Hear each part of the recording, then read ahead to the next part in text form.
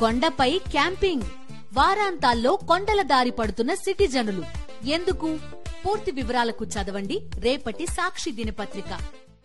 మొత్తం మీద ఇక రికార్డు స్థాయిలో బహుశా దేశంలోనే కాదు ప్రపంచంలో కూడా ఆంధ్రప్రదేశ్లో చంద్రబాబు గారి నాయకత్వంలోని కూటమి ప్రభుత్వం 43,000 కోట్ల అప్పు చేసిందని మాజీ ఆర్థిక మంత్రి బుగ్గన రాజేంద్రనాథ్ రెడ్డి గారు ఫిగర్స్ అండ్ డేటా అంతా వివరిస్తున్నారు. ముందుగా గీతానాథ్ గారు, ఈ రకంగా ఏ రాష్ట్రం అయినా సరే ఇంత అప్పు చేసిందే? ప్రస్తుతానికి చూసినట్లయితే కేవలం 4 నెలల్లో 43,000 కోట్ల రూపాయలు అప్పు చేయడం జరిగింది. అంటే సగటున నెలకు 11,000 కోట్ల రూపాయలు అప్పు, అంటే సంవత్సరానికి 1,32,000 కోట్ల రూపాయలు. ఇదే రేషియోలో కనుక జరిగితే రానున్న 5 సంవత్సరాల్లో 6.5 లక్షల కోట్ల రూపాయల అప్పుకు ఆంధ్రప్రదేశ్ రాష్ట్రం పోయేటువంటి అవకాశం కనపడుతుంది. అంటే ఈ స్పీడ్ లో, ఇదే స్పీడ్ లో కనుక అప్పులు చేస్తే ఇంకా పెరిగే అవకాశం ఉంటుంది, తగ్గే అవకాశం. అయితే గత ప్రభుత్వం చేసినటువంటి అప్పులు ఇంకా ఎక్కువ ఉన్నాయా, దానివల్లే మేము చేయాల్సి వస్తుంది, ఇలాంటి కారణాలు ఏవైతే చెప్తున్నారో అవి పూర్తిగా వాస్తవ దూరాలు అనేది, సత్య దూరాలు అనేది మనందరికీ తెలిసినటువంటి విషయమే.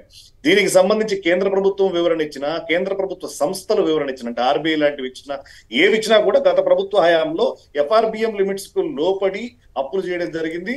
అలాగే అప్పుల పర్సంటేజ్, అంటే గ్రోత్ పర్సంటేజ్ కూడా కంపారిటివ్ టు 2014-19 కన్నా కూడా 2019-24 మధ్యలో తక్కువ అప్పులు మాత్రమే చేయడం జరిగింది. దాంతో పాటు కొన్ని సంస్థల అప్పులు కూడా క్లియర్ చేసినటువంటి విషయాన్ని మనం స్పష్టంగా గమనించాలి.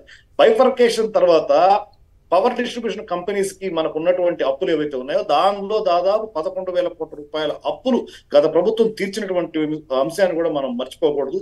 అలాగే సంక్షేమ పథకాల అమలు తీరులో కూడా అప్పులు తీసుకొచ్చి చేశారు అంటే ఇచ్చినటువంటి రూపాయి రెండు కూడా కొంత చూస్తే క్లియర్ కట్ గా కూడా ఎక్కడ కూడా మిస్యూజ్ కాకుండా ప్రాపర్ యూటిలైజేషన్ ఆఫ్ ఫండ్స్, అంటే అప్పు చేయడం వేరు, అప్పును వృధా చేయడం వేరు, అప్పుని సద్వినియోగం చేయడం వేరు. గత ప్రభుత్వం చేసిన రుణాలు ఏవైనా ఉన్నా కూడా అవి పూర్తిగా సద్వినియోగం అనేటువంటి పరిస్థితి కనబడుతుంది. అయితే ఇప్పుడు తెచ్చినటువంటి 43,000 కోట్ల రూపాయల అప్పు ఏమైంది, దేనికి దీన్ని ఖర్చు పెట్టారనేది కూడా ప్రభుత్వం వివరణ ఇవ్వాల్సినటువంటి అవసరం ఉంటుంది.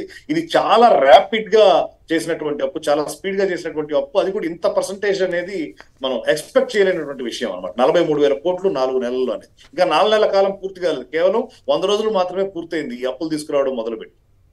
అది ప్రతి నెల, ఇంచుమించు ప్రతి నెల, నెలకు ఒకసారి, నెలకు 2 సార్లు అప్పులు తెచ్చుకుంటూనే ఉన్నాం, దొరుకుతూనే అప్పులు తెచ్చుకుంటూనే ఉన్నాం. రైట్. అప్పుడు శ్రీలంక అన్నారు, ఇప్పుడేమో మరి అమెరికా అయిపోయిందా వీళ్ళు అప్పులు చేస్తే? అంటే అప్పుడు శ్రీలంక కరెక్ట్ గా కలిసి వచ్చిందండి. అంటే కొన్ని ఉంటాయి అలాగా, ఆ టైంలో వాళ్ళకి కలిసి వచ్చి శ్రీలంక దివాలా తీయడము, ఇంకోటి దివాలా తీయడము, జనాల్లోకి ఏంటంటే దీన్ని బాగా తీసుకెళ్ళడానికి వాళ్ళకి ఒక కంపారిజన్ కావాలి. అప్పుడు పచ్చి అబద్ధాలు రాసే ఈనాడు, ఆంధ్రజ్యోతి కూడా నిప్పుకి గాలి తోడైనట్లుగా విపరీతమైన విద్వేష ప్రచారం చేశాయి కదా. అదే సార్, విద్వేష ప్రచారం చేసేది. ఇప్పుడు దాని గురించి అసలు మాట్లాడేటువంటి అవకాశం లేదు. ఎక్కడ కూడా మీకు కనీసం కనపడదు ఎంత తప్పు చేశారని. గూగుల్లో ఎదుర్కోవాలి ఎంత తప్పు చేశారని, లేదా ఎక్కడో 1-2 పత్రికలు మాత్రమే దాన్ని కవర్ చేసేటువంటి పరిస్థితి. మేజర్ మీడియా దాన్ని పూర్తిగా నొక్కేస్తుంది. ఈ వాస్తవాలు ఎప్పుడైతే ప్రజలకు తెలియకుండా పోతాయో, లేదా అవాస్తవాలు ఎప్పుడైతే విపరీతంగా ప్రచారంలోకి వస్తాయో, అప్పుడే ఇట్లాంటి పరిస్థితులు జరుగుతూ ఉంటాయి. అవును, సాక్షి కాకుండా ప్రజాశక్తి లాంటి కొన్ని పత్రికలు మాత్రం ఆ వివరాలు ఇచ్చినట్టుగా నిన్న బుగ్గన గారు చెప్పారు.